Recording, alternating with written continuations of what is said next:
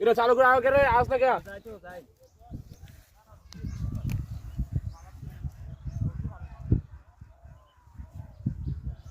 দে উঠাই দে ওরে বাবা রে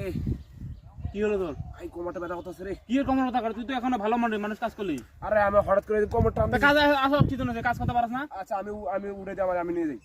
তুই উঠাবি মানে আমি নিয়ে যাবো না আমি উঠে নিলাম না আরে ভাই না দে আমার আজকে উঠে দে দে আর তুই উঠা আমি আবার কাজে আসছি কাজ করতে পারো না কিছু করতে পারো না দে আমার উঠে দি খালি ফাংদাবাজি করিস নে